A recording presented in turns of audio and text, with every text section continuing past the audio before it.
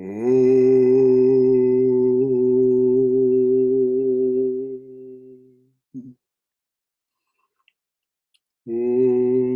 Sahana Bhavatu Sahano Punaktu Saha Viryam Karavavahai Tejasvina Vaditamastu Mavid Vishavahai. Om Shanti Shanti Shanti. May the Divine Being look over us lovingly as a mother and father. May the Divine Being support and nourish us as a mother and father. May we have the strength and skill to study together the art of spirituality. May no misunderstandings arise amongst us. Om, peace, peace, peace be unto us and to all beloved beings everywhere, most particularly those seen before us here. Hello and namaste, everyone.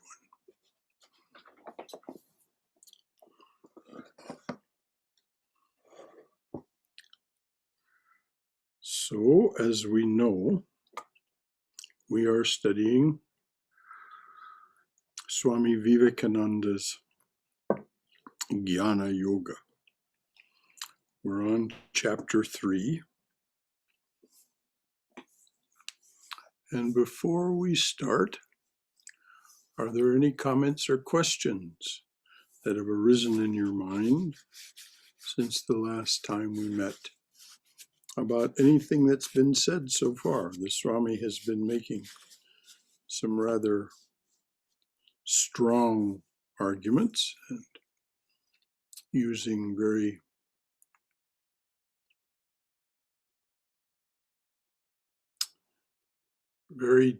definitive language to specify what is Maya and what is our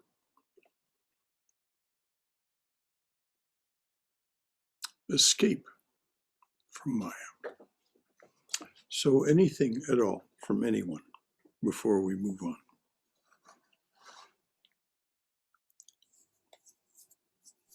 It's not about Jnana Yoga, Brother Shankara. Today I struggled about where Okay. Let me so loud, St. Francis. We'll read on in Jnana Yoga, chapter 3. Sure. Our feelings, thoughts, and aspirations are all part and parcel of our life, and is not the struggle toward the, again, someone who has the book, it's a misprint. Struggle toward the what? Great ideal. All right, I'll just read around it. And is not the struggle toward the ideal, toward perfection, one of the most important components of what we call life. And that is, of course, one of Swami Vivekananda's most basic assertions, that the struggle toward the ideal, toward perfection, is one of the most important components of what we call life. And he asserts that we're doing it whether we know it or not. According to the agnostics, we must enjoy life as it is. But this life means, above all, this search after the ideal, the essence of life. So according to the agnostics, we must enjoy life as it is. But this life means, above all, this search after the ideal, the essence of life is going toward perfection.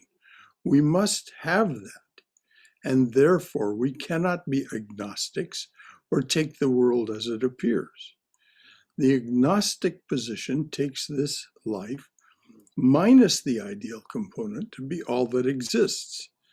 And this, the agnostic claims, cannot be reached. Therefore, he must give up the search. This is what is called Maya, this nature, this universe.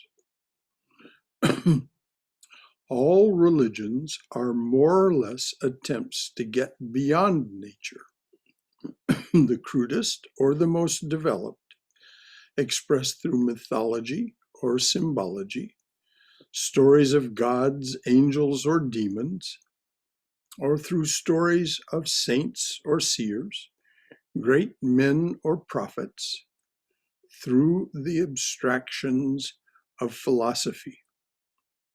All have that one object.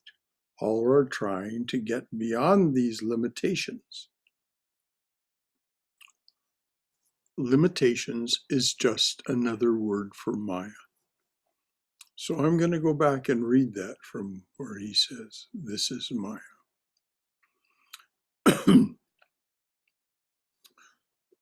The agnostic says we must give up the search for the ideal. We must take life as it is. This is what is called Maya, this nature, this universe. By its very nature, the universe is limitation. It is not the eternal, the changeless. It is ever-changing. And if we are to believe both the Vedas, the Upanishads, and that is to say the part of the Vedas that we call the Upanishads, and modern physics, we'll acknowledge that the universe is not eternal. It is eternal in the sense that it comes and goes. But this particular universe of which we are now a part will, in one way or another, end. So all religions are more or less attempts to get beyond nature, the crudest or the most developed, expressed through mythology, symbology, stories of gods, angels, or demons, or through stories of saints or seers, great men and women for that matter, or prophets, or through abstractions of philosophy, all have that one object. All are trying to get beyond these limitations. In one word, they are all struggling toward freedom. Man feels consciously or unconsciously that he is bound. He is not what he wants to be. Man feels consciously, that's those of us gathered here this evening, or unconsciously, those people who struggle after freedom and in fact instead practice license. Human beings feel consciously or unconsciously that they are bound, that they are not what they want to be. It was taught to them at the very moment they began to look around. In other words, from approximately age 1 to 18 months, that they are bound. This is taught to human beings at the very moment they begin to look around. That very instant, the human being learnt that he was bound. And he also found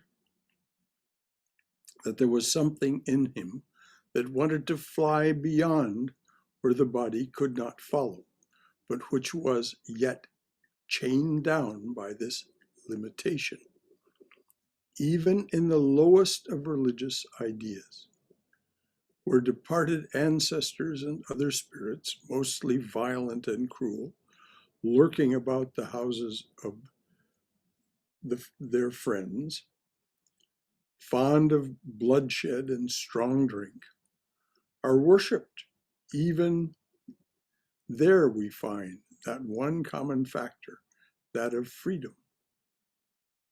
The man who wants to worship. Is everyone familiar with this business of ancestor worship and the fact that there's a lot of bloodshed and strong drink?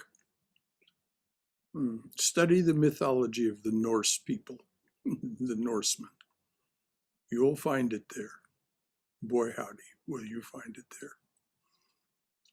And some of the Germanic people as well.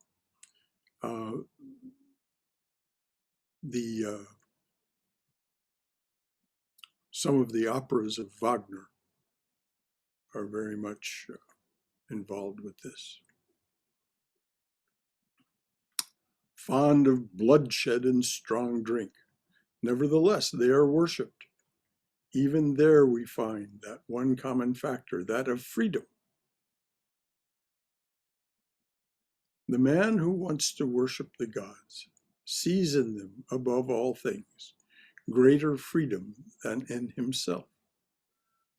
If a door is closed, he thinks the gods can get through it, and that walls have no limitations for them. This idea of freedom increases until it comes to the ideal of a personal God, of which the central concept is that he is a being beyond the limitation of nature, of Maya. I see before me, as it were, that in some of those forest retreats, this question, I see before me, as it were, that in some of those forest retreats, this question is being discussed by those ancient sages of India. And in one of them, where even the oldest and the holiest fail to reach the solutions of a young man, to reach the solutions, a young man stands up. Let me read that again.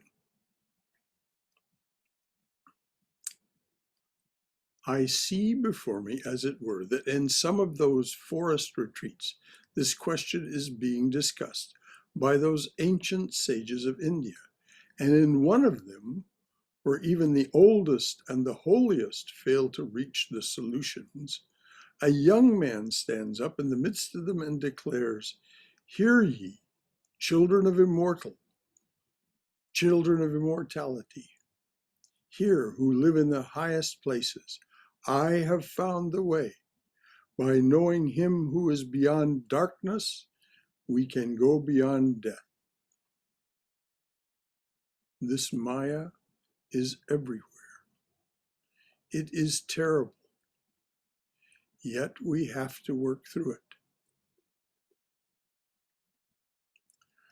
Let's stop there because he's going to take a tack. We have to work through it. Let's stop by and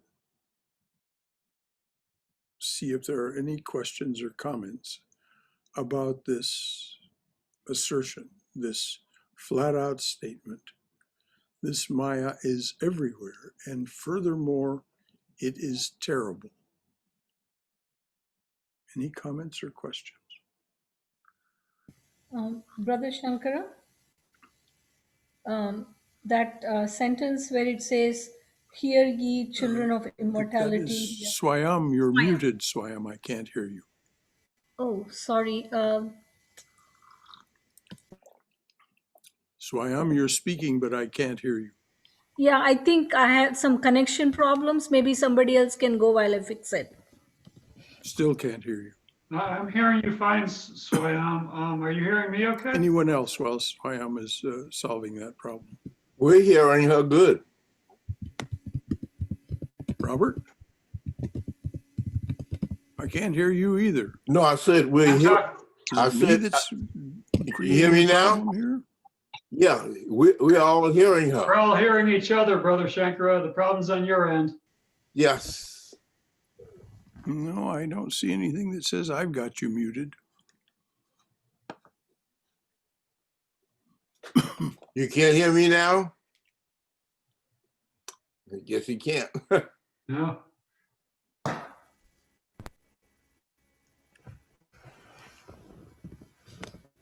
Okay, so everybody else hears her, but I'm not hearing her. So apparently it is my problem.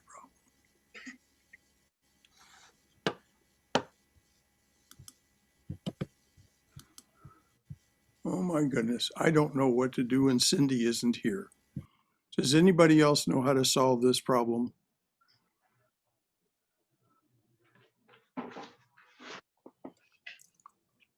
Well, we're hearing you fine.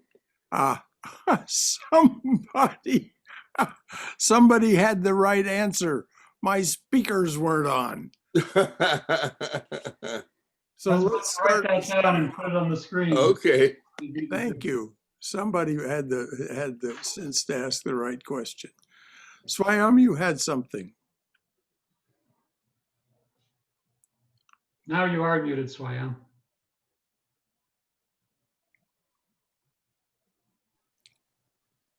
I don't see her anymore. I see her, but I still can't hear her. Now I know it's I can see her microphone is muted. Swayam, your microphone is muted. That's what Brahmadas says. All right, anybody else?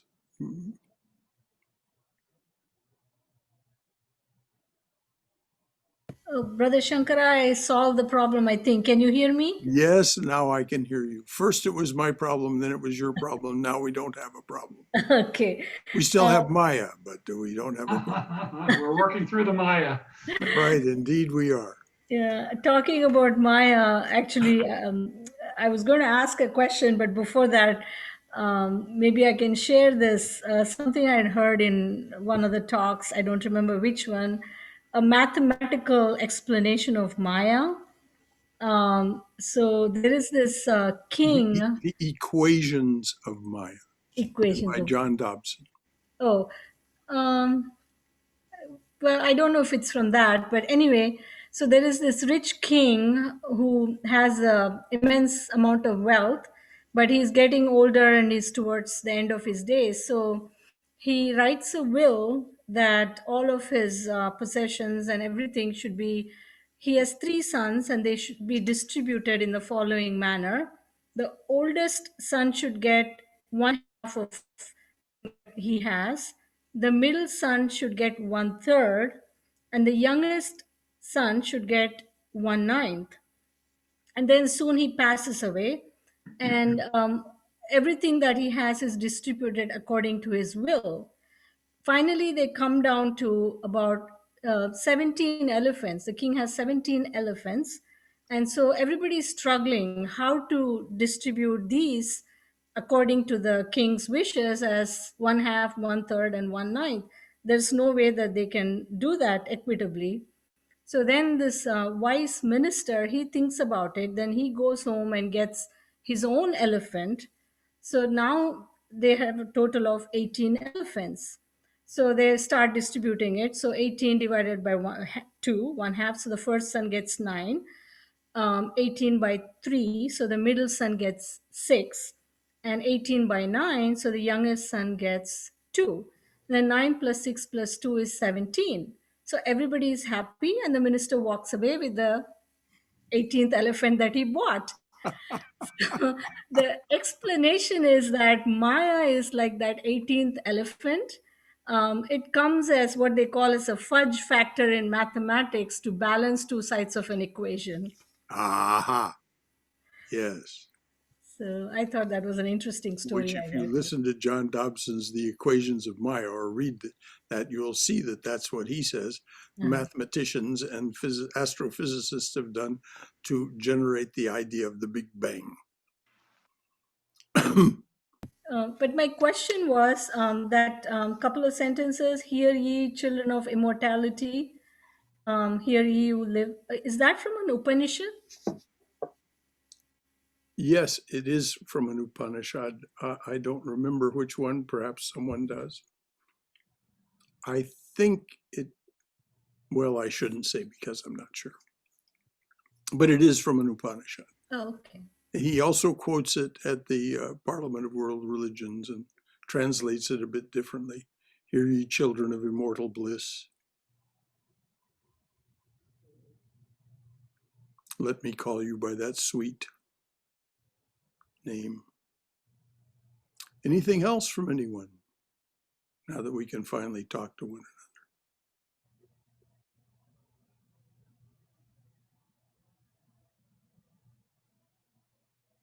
All right. So the assertion the Swami makes, this Maya is everywhere. Now, what's another word for everywhere? Omnipresent. Within universe, there is no place that is without Maya. There is no corner of the universe, there is no aspect of universe that doesn't contain it, that doesn't manifest it. And he says, it is terrible. What does he mean by terrible? He means that it is a limitation that creates the necessity for misery, suffering, and our apparent limitations, our upadhis, our misconceptions of who and what we are. So he says, Maya is everywhere. It is terrible. Yet we have to work through it. By that, he doesn't mean work through it to the end of it. We have to work through Maya to defeat Maya. We have to work. It is the instrument for its own undoing, so to speak. Yet we have to work through it.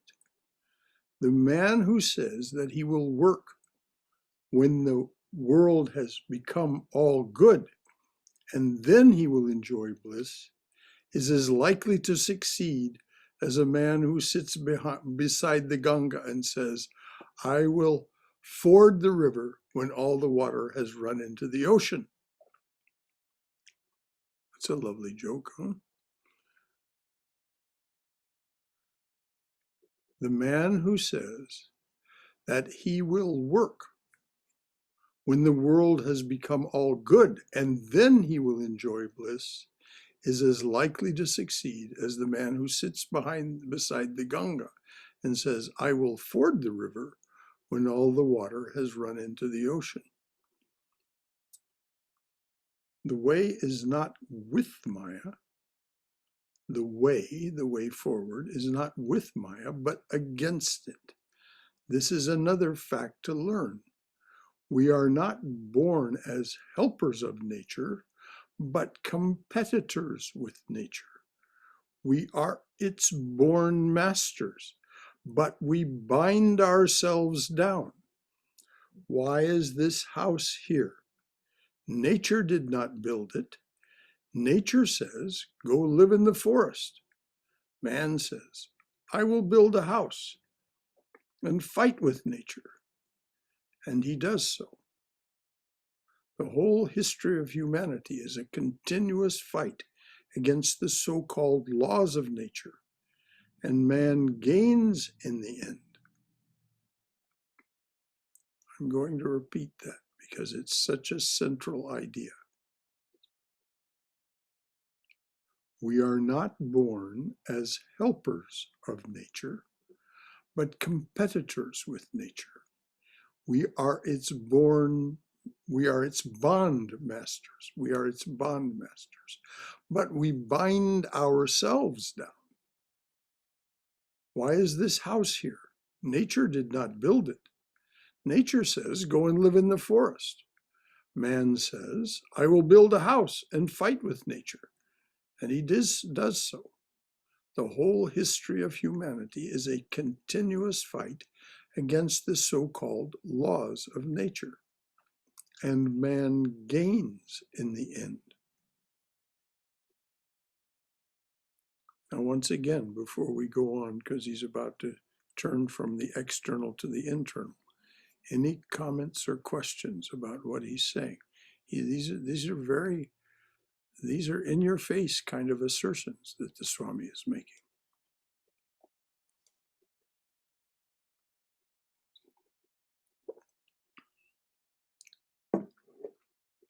All right.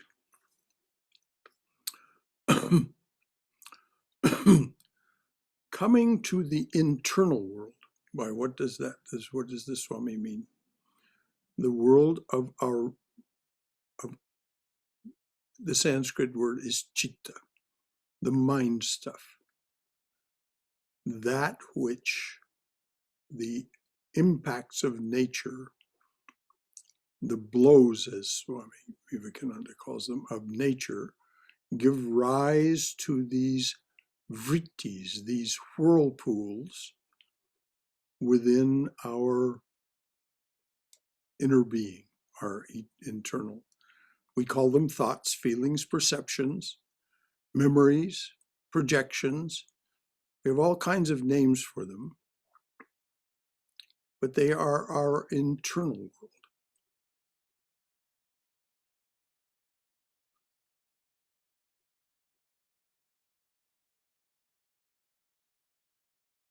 So we'll let the Swami have his say. Coming to the internal world, there too the same fight is going on.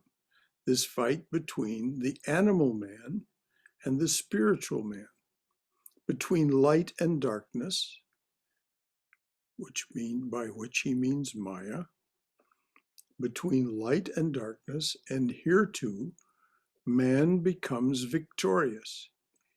He, as it were, cuts his way out of nature to freedom. Why does he use the word cut? The Sanskrit is the sword of discrimination. The sword of discrimination. We use the sword of discrimination to cut our way out of nature to freedom. We see then that beyond this Maya, the Vedantic philosophers find something which is not bound by Maya. Beyond Maya, the Vedantic philosophers find something which is not bound by Maya. And if we can get there, we shall not be bound by Maya. This idea is in some form or other the common property of all religions. What did Christ say? Know the truth, and the truth shall make you free. Seek ye first the kingdom of God, and all else shall be added unto you. It's there in Islam as well, particularly the Sufi aspect of Islam, and it's in mystical Judaism. And though I won't go on a discursion about it, it's there in the religion of the Andean peoples as well. Maybe sometime I'll talk about that. This idea of not being bound by Maya in some form or other the common property of all religions. But with the Vedanta, it is only the beginning of religion and not the end. The idea of a personal God, the ruler and creator of this universe, as he has been styled, the ruler of Maya or nature, is not the end of these Vedantic ideas. It is only the beginning. The idea grows and grows until the Vedantist finds that he, who he thought was standing outside, is he himself and is in reality within. He is the one who is free, but through limitation thought he was bound.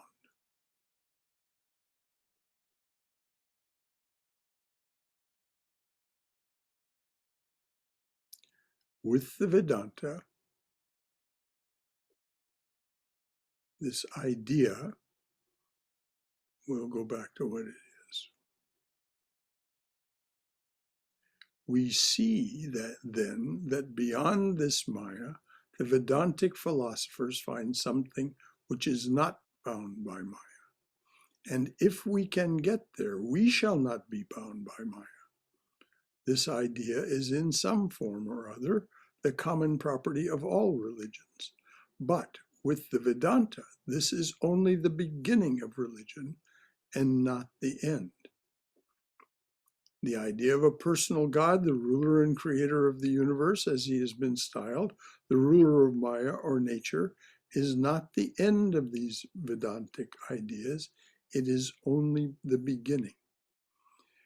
And that's why Krishna says in the Gita, yes, I am all of this, the ruler and creator and the master of Maya and all that. But that's only the beginning of his teachings. He says, ultimately, if you do as I instruct you, if you believe as I tell you and act accordingly, you will become me.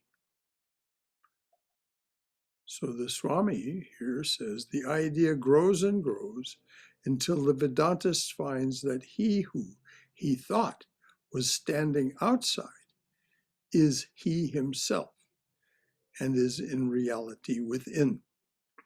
He is the one who is free, but through limitation thought he was bound. So now we've come to the end of chapter 3.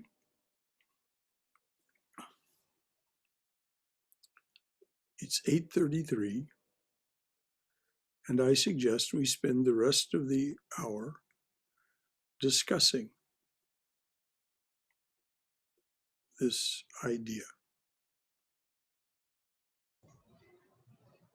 Many of you have heard it said from here that there's no sense blaming Maya or the universe or anything for our sense of limitation, for our way of living in its seeming unfree state, because we are that. We are that. Our essential nature is that. And we have done this, we as the divine presence that he is speaking about here at the end, we as this divine presence have manifested this universe. It is our desire, because we are that. As the Mahavakya, the great saying of one of the Upanishads says, Tattvamasi, that thou art.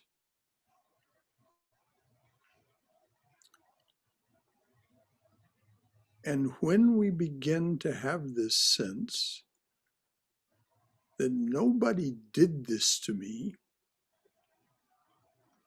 I, for whatever reason, and if we look deeply within, we begin to find the reason. It's in our latent subconscious or unconscious mind. We find the reason that we did this.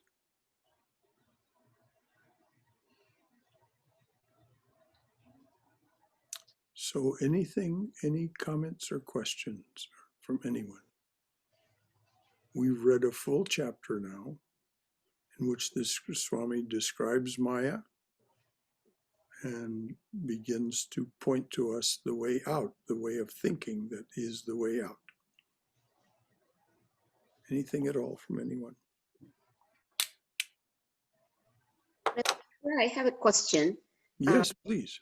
Is really man gaining in the end when you look at the external, and then is really man becoming victorious? Everything in this world, man discovers something, and then it's running against us, like environmental pollution and all these.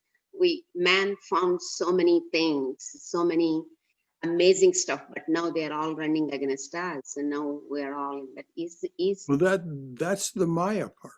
it is the Maya. There's no good, there's no benefit without a equal and opposite deficit. So we're now finding and experiencing the deficits of our wild spree Yes. of exploiting nature, of controlling nature. Yeah. And of course, we feel nature pushing back. Mm-hmm. That's right. That's why I'm The virus can be very much said to exactly be nature pushing back. pushing us back. Okay. Thank you. Yeah, I was doubtful about that. But in the end, we gain because we come to this understanding that, oh, I can't have this spree of seeming Exactly. free enjoyment through exploitation of nature without there being a debit at the end, without there being a penalty, not a penalty imposed by some outside God sitting on a throne with his scepter Mm-hmm. and his thunderbolts. No, we did it. Yes. Yes. You're right. Thank you so much. That clarifies my question. And every one of us who doesn't ride a bicycle Yeah. and limit their food intake and so on, and try to use as few resources as possible, they're a participant. I'm one. Okay. I'm very clear about it. Yeah. I am definitely, in the way that I live, part of the problem and part of the solution, but emphatically part of the problem. What's wrong with riding a bicycle? Nothing. I said it's nothing wrong with riding a bicycle. It's preferable to driving a car. That's what I meant. I got you. No, there's nothing wrong with riding a bicycle. It is much preferable. And many people in the world, for example, the Dutch are very much a bicycle culture. And they have many other habits of ways of being that have less impact on the environment. Anything else from anyone? There's lots that's fruit for discussion here. Let's dig in. This concept that it is we who are doing this, um, it's like sort of the blind man's buff. The game won't be fun if we don't blindfold ourselves and then reach out to find um, the things or people who are hiding. And the game only ends when we take off the blindfold. Yes, the blindfold is called materialism and vanity, of which we are endowed, according to Holy Mother, with profuse quantities. human beings, are endowed with profuse quantities of materialism and vanity, which are our blindfold.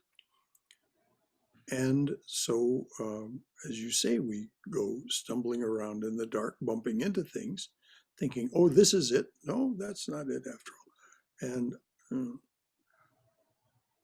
but nobody did this to us. We did it to ourselves. We, the divine being, we as the divine being, wanted, and I say this, this is my interpretation. This is not dogma or doctrine. We wanted to play the game of minniness. We wanted to, it's said in the Chandogya Upanishad, I am one, I shall become many. We are that I that said that. And so we created this dream. And so it is so compelling and so convincing because it is the dream of that cosmic I and has all the power and all of the attributes of that in manifestation. Saguna Brahman, Brahman with the gunas. We are Saguna Brahman. And we like this game of minniness and bumping about in the dark. As Cindy Craven once said, it's like a game of bumper cars with consequences, which I think is very funny. And I don't know if any of you have been at a carnival or a circus where they have bumper cars, where but you can't really control the cars. They you can sort of control them, but not really control. So they bump into one another. You'll turn the wheel thinking you're going to turn the car and make it go left, and instead it goes straight ahead or goes to the right. And of course it bumps into another car. As Cindy said, bumper cars with consequences.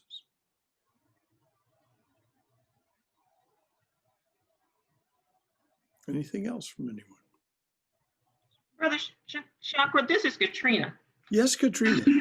You said that we did this because we wanted to multiply. We wanted to be many. We wanted to. Okay, go ahead. We wanted to stop having just the sense of oneness, but we wanted to be many. Okay, so we could enjoy one another. But how did we then forget that it's us that are doing this? Well, just think about what it means to be endowed with profuse quantities of materialism and vanity. We think that we'll be happy if we have this material thing. Other people don't treat us the way we think we should be treated, and so we become offended. And so we, instead of enjoying the minniness, we separate ourselves. We separate ourselves by saying, no, I'm going to get more of this material stuff than other people. And we see people who do this. Okay. So by separating ourselves from what we create, it keeps us in the loop, so to speak. Exactly. And we created it so that we could enjoy it. But in doing so, there's no such thing as Vivekananda so well pointed out. Once we've generated this manifestation situation, there's no way of having it without both light and dark. We are also, and human beings are also endowed with primarily with goodness. But we have these are Holy Mother's words. Sri Sharada Devi's words, profuse quantities of materialism and vanity. And they are, Swayam used the word blindfold. They are our blindfold, which we've put on. We put it on, tied it on ourselves, and said, now I'll bump around in the dark. Blind leading the blind, and they both fall into the ditch. So we fall into the ditch, and then we climb out of the ditch. Then we have some more fun. Then we fall in the ditch again. Until we finally decide, wait a minute. I'm sick and tired of this. And that's when, as the Swami says, there's a way out. Okay. All right. You're going to tell us the way out, right? What Swami says. Well, the Swami said it, we have, it's the sword of discrimination. We cut our way free with the sword of discrimination. Oh, I see I am reaching toward another material thing that I think is going to make me happy. No. Oh, okay. I see that in my attitude toward this other person, it's adversarial. So I'm separating myself from that person. Right. Rather than enjoying that person, I'm separating myself. So I stop that. As Holy Mother said, don't find fault with others. If you're going to find fault with anyone, find fault with yourself.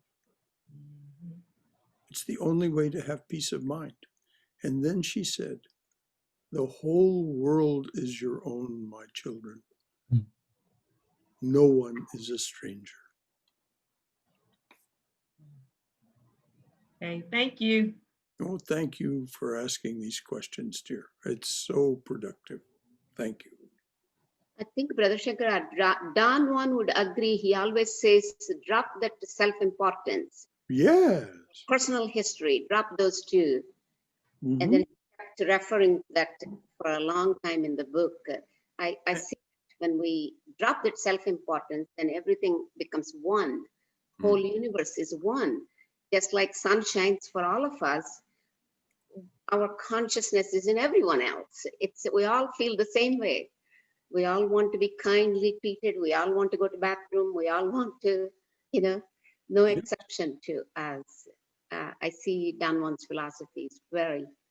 Yes, and he also says, stop wanting stuff. Yeah. Stop wanting stuff. It's not going to get you anything. It gets you nothing. It just weighs you down. It's just more for you to carry around with you. Yeah, that's true. Thank you. Just a comment.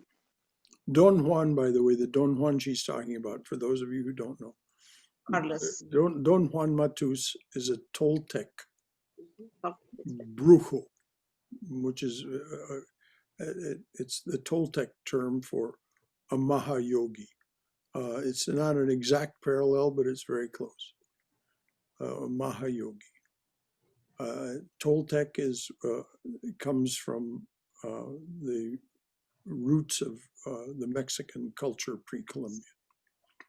And he had Don Juan Matus had an apprentice, as he called them. He didn't call them disciples. He called them apprentices. He had an apprentice named Carlos Castaneda, who found his way to Don Juan, seeking for an informant on the use of psychedelic plants, because that was what he was going to write his PhD dissertation on. And instead, he became Don Juan's apprentice and learned a great deal more. Then there's a book called Journey to Ixtlan, that IXTLAN, Journey to Ixtlan, IXTLAN. If you want to read that book, it tells the story of Don Juan and Carlos Castaneda's apprenticeship to him. It's a fascinating story of a slightly different kind of yoga.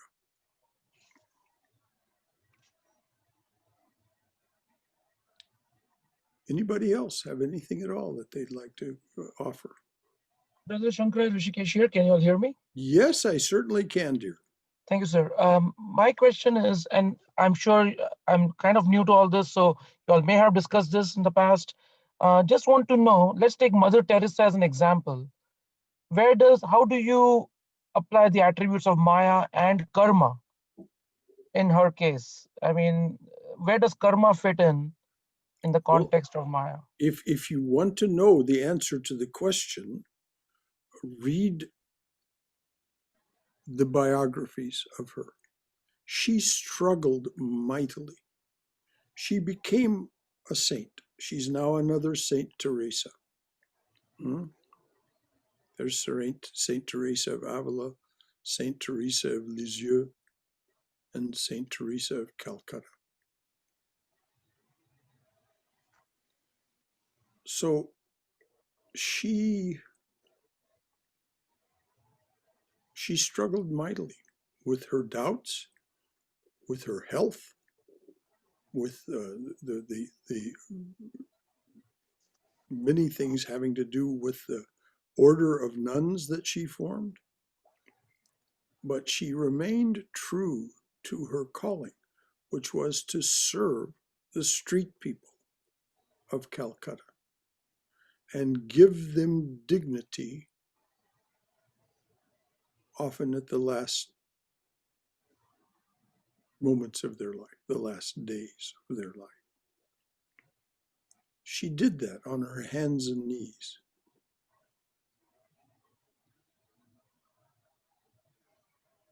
So does that partially answer your question, or is there more? If there is more, ask.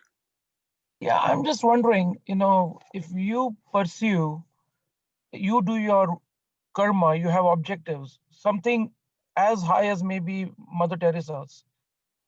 Do you classify that as Maya, or is that karma? I mean, I'm just trying to see the balance. Anything that we can perceive in any way, anything that we can perceive within time, space, and causation is by definition Maya.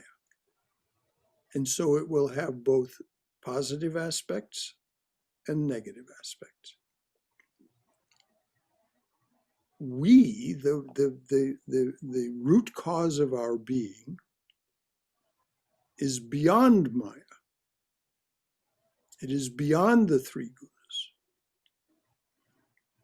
As it is said of Sri Ramakrishna, breaker of this world's chain, we adore thee, whom all men love. Perfect.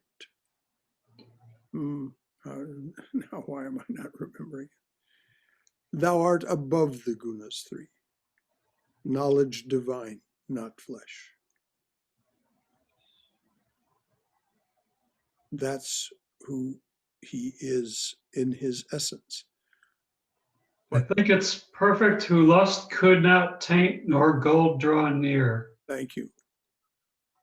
Well, no, that's later in that's not okay. the beginning like that. But thank you, dear. Yes, that's how great was thy sacrifice, freely choosing thy birth. That is to say, the divine presence, freely choosing its birth as a human being, perfect whom lust could not taint, nor passion, nor gold draw near. But the anything that we can perceive, anything that we can think about, is within Maya and will have karmic effects. Through using the sword of discrimination, Krishna gives us very, very explicit instructions in chapter 3 and 4 of the Gita as to how to escape the consequences of your karma, of the karma that is generated by the fact that there is this being called by your name within time, space, and causation. And this is why someone like Teresa of Calcutta becomes a saint, because they have ultimately learned how to go beyond Maya, go beyond the three gunas, go beyond karma. But the story of Teresa's life is one of struggle. And it's true of all of the saints. Thank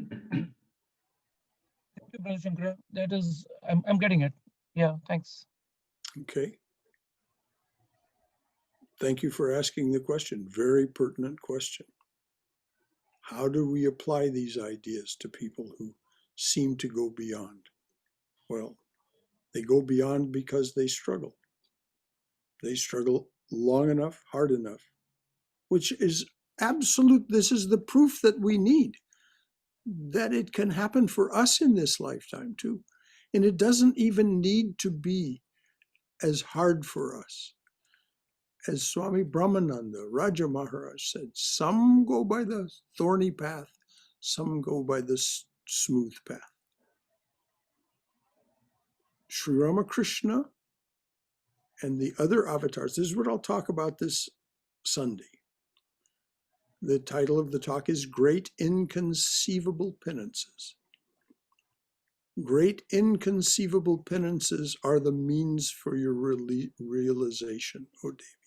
Great inconceivable penances are the means for your realization, O Devi. Only these great ones are capable of those great inconceivable penances. Why do they do it? So that they can share it with us. Perfect, whom lust could not taint, nor passion nor gold draw near. O Master of all who renounce, fill our hearts full of love for thee. Thou hast finished with fear and with doubt, standing firm in the vision of God, refuge to all who have cast fame, fortune, and friends away. So we have to cast away, cut away from ourselves with the sword of discrimination, those products of materialism and vanity, fame, fortune. And it doesn't mean you can't have friends. It just means that you don't depend on them for your sense of well-being and selfhood any more than you would depend on fame or wealth. Fame, fortune.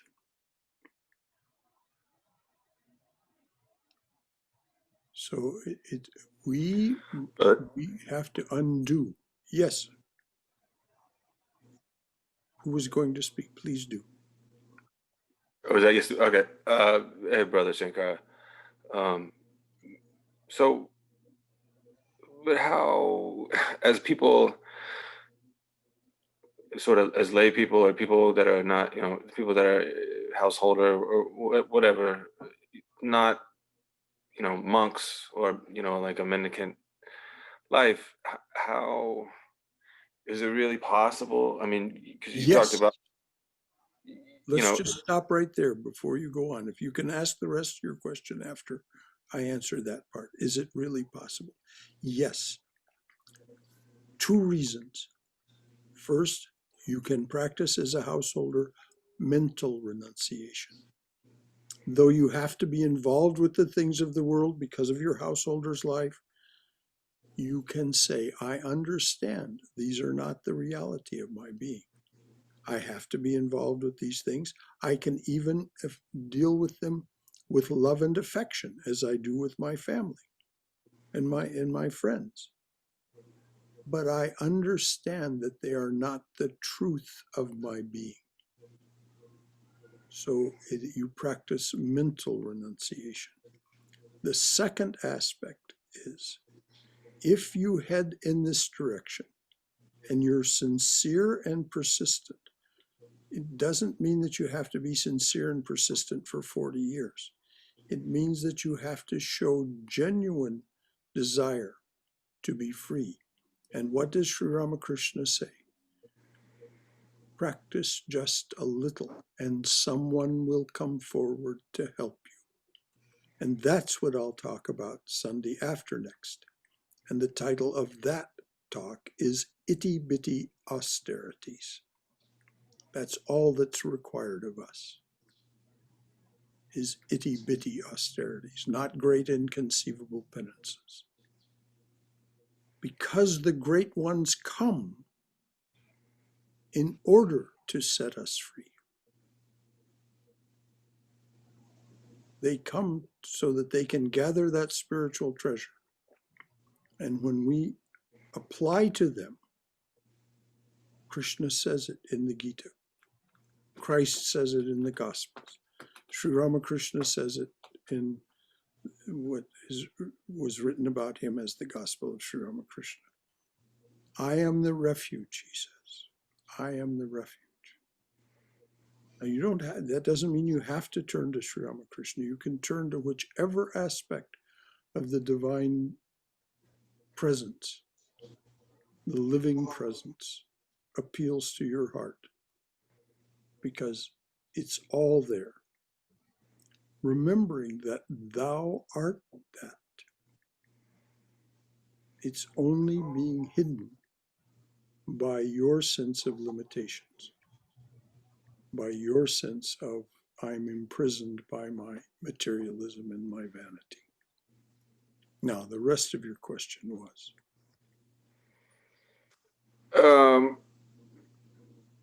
I mean, that was primarily it. It just seems like being in the world, to do something, when you do something pleasurable, you enjoy it. And that's kind of part of what binds us to things. No. What binds us to it is the attachment. I did this, I enjoyed it. Now I want to do it again. I had a really good Italian meal at this restaurant. So boy, howdy, no sooner than I'm paying my bill and leaving, I'm planning to come back. Instead of just letting it go and being in the moment and thinking, what's next?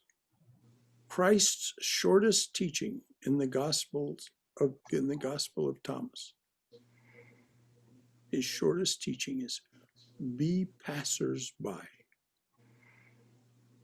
Just keep moving. Don't get attached to anything.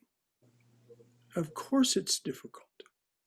But as Swami Prabhavananda said, once you get a sense that there is a light in the East, that is the light of fulfillment and joy and what I really want. It's freedom, it's happiness, it's real happiness and real freedom. And it's exemplified, of course, by these great ones, these saints.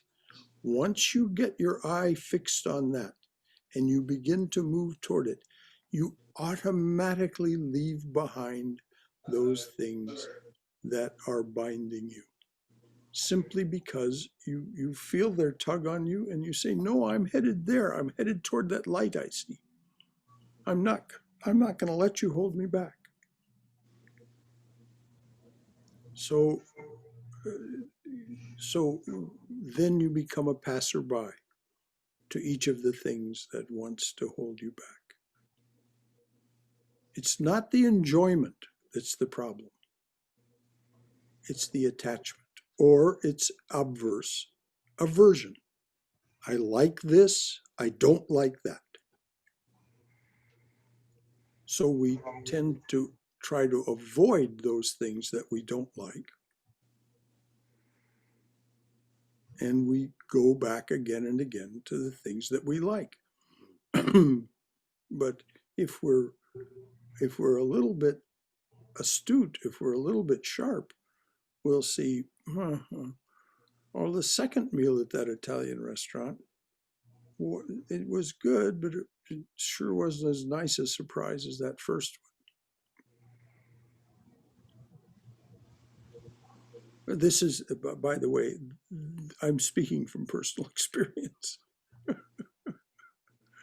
Not here, but in Glendale, California, before I came out Yeah, it just seems very, they talk about oftentimes, how few people, achieve some kind of real realization. And, but yet it's supposedly, it's right here in our face, it's closer to, here. I don't Nearer know. than the nearmost. You're right, David. It's You're right. Right. just very, and like with, like with pleasure fuels the attachment, which is Yeah. trying to separate those two are But remember, David, it's like remember, an extraordinarily hard thing to do as a person in nobody the world. else can really set your priorities for you. Nobody else. Even if you work for someone, if you deal with it in the way that Sri Krishna describes in chapters 3 and 4 of the Gita, if you do that work as worship and try to see the divine presence in everything that you're doing and everyone you're working with, then you move toward freedom. The instructions are all there. We set our own priorities. This is why I said, when I opened this discussion part, I said, we must remember that the inner essence of us is what created what we now see as a problem. Well, we did it, we can undo it. And it's easier than one might think. Because these great ones have generated this great spiritual treasure that they're willing to share with us. As Swami Brahmananda said, we have the key to the treasure box. But people come to us, and what do they ask for? Potatoes, eggplants, and onions. By that he meant the things of the world. He was the president of the Ramakrishna order and could have given anyone who came to him this great spiritual treasure of instruction. Instead, what did they ask for? Oh, may my son pass the university examination. May my daughter find a good marriage. Are these bad things to ask for? No, that isn't what he was saying. He was just saying, but they're potatoes, eggplants, and onions. So what do our thoughts, our speech, our actions betray that we're asking for from the world? We set our priorities. And that's a good thing, not a bad thing. Because if we discover that our priorities are less than satisfying, we can change our priorities and find our way towards something that is more satisfying. I said that Saint Teresa of Calcutta struggled, but she found great satisfaction, great fulfillment in being so self-denying and offering her life to the poor and the dying on the streets of Calcutta, literally on her hands and knees.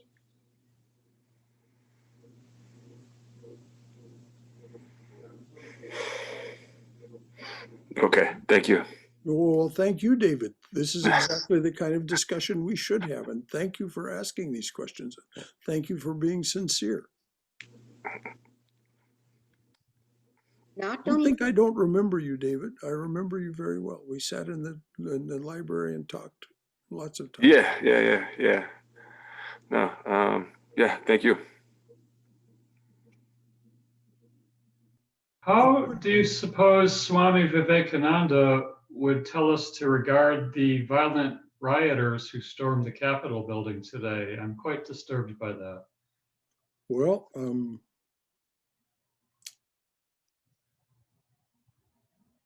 he was never judgmental, but he did remark on the perils of fanaticism. Mhm. And he would have regarded that as a kind of fanaticism and the outgrowth of fanaticism, which is always, he said, destructive. And it was. It doesn't build up, it tears down. And he said, if you want to be happy, do that which builds up. Don't do that which tears down. And these people are clearly trying to tear down the structure of our democratic process because in their fanatical frame of mind, they feel that they have been denied. They have been encouraged to think that they have been denied something that is theirs. And so, yes, it's very upsetting.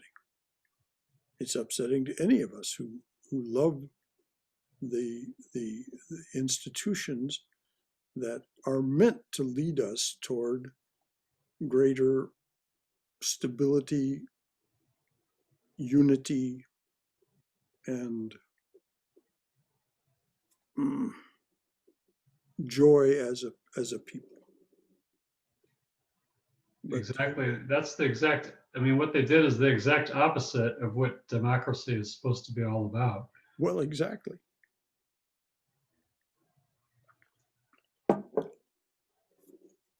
It was very anti-democratic. It was fanatical. And you could hear them on the tapes climbing through the windows saying, kill them, kill them.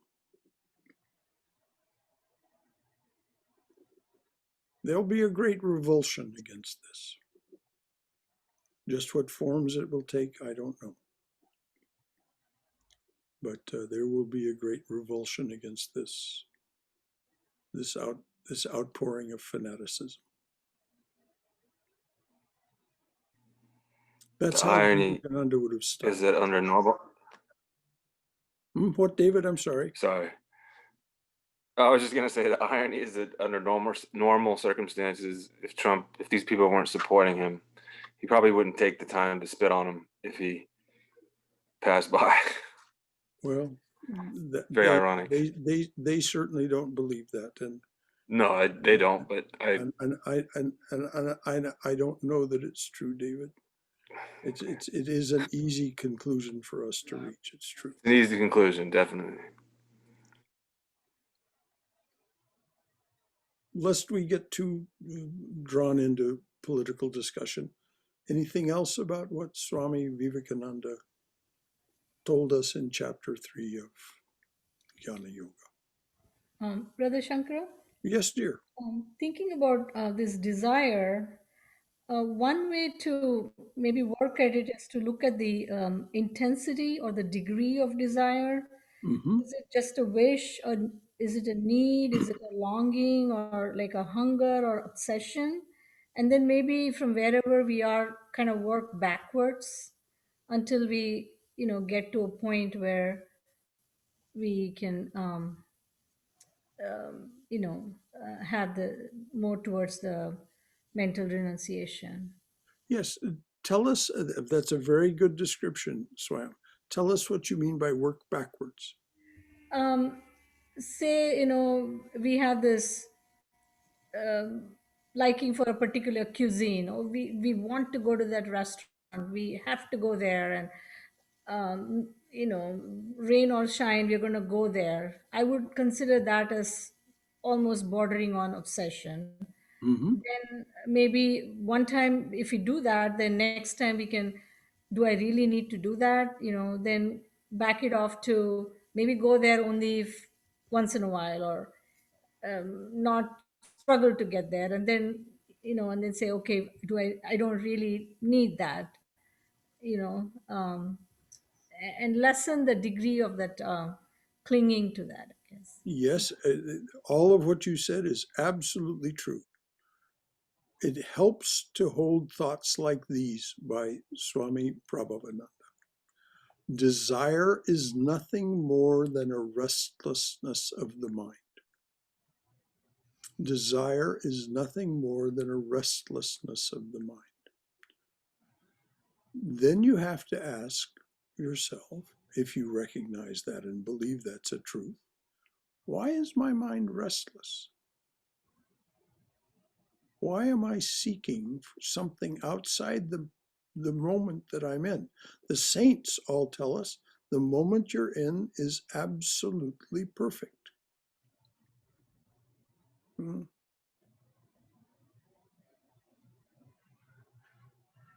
So why is my mind restless? So that takes it a step further within.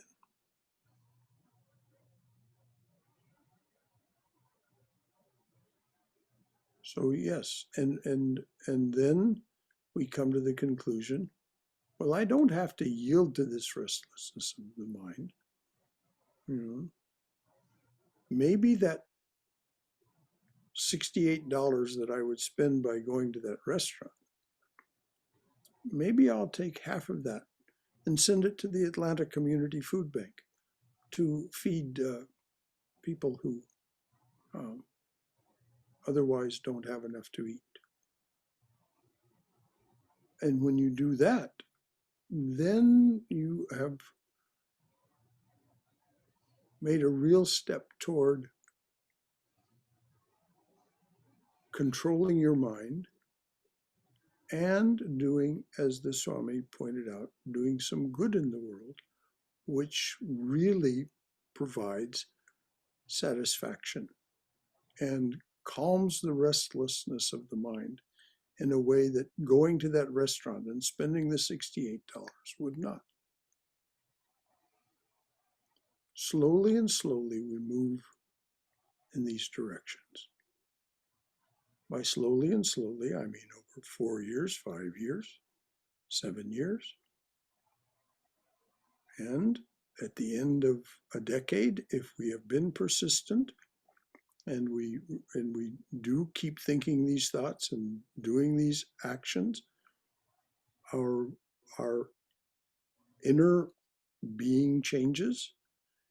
And when our inner being changes, that is to say, we begin to identify with something else within us than our restless mind, because we found that inner being, that living presence, as Swami Vivekananda called it.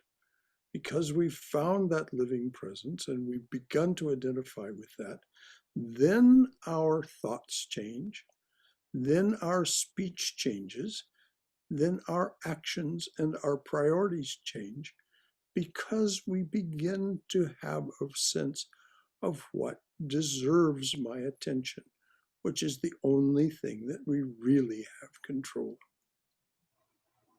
is our attention.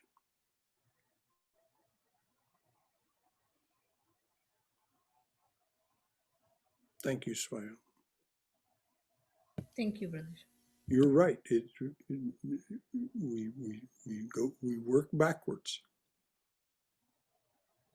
We work backwards. We then find ourselves leaving the superficial and going toward the more fundamental and internal. Anything else, dears?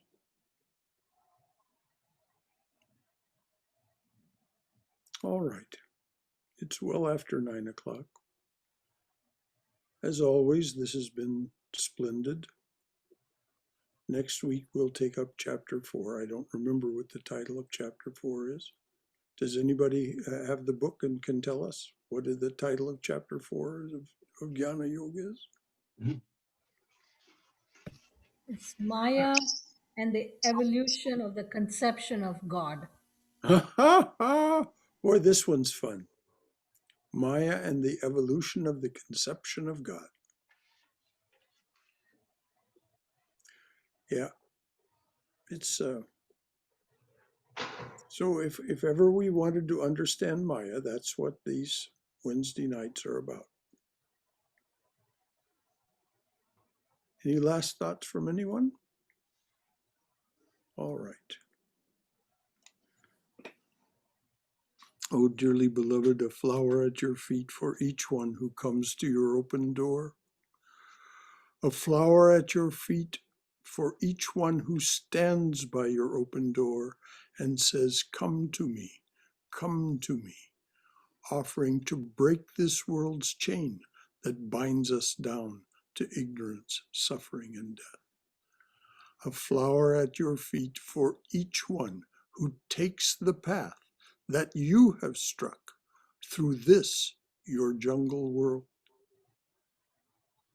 Om, Amen. Om Shanti Shanti Shanti. Peace, peace, peace be unto us and to all beloved beings everywhere. So Jai Shri Guru Maharaj Ji Ki Jai. Durga, Durga, Durga. May you go forward in Mother's loving and protective embrace. May you be healthy. May you be safe. May you be cheerful. May you have peace of mind. So until the next time we meet, the next opportunity would be this coming Saturday, and the class on Swami Prabhupananda's collection of lectures called Realizing God. And then on Sunday, we will talk about great inconceivable penances. And if you want to know what that's going to be about, you can read tomorrow's electronic newsletter, our e-newsletter. There'll be a description of what that talk will be about. Any last thought from anyone? All right, dear ones. Until next time. Hari Om, Shankara. Hari Om, Hari Om. See you Saturday. Bye-bye.